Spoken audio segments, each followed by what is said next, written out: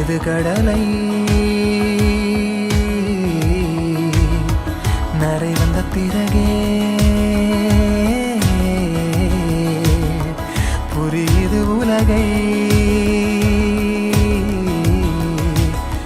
நேற்றின் இன்பங்கள் யாவும் கூடியே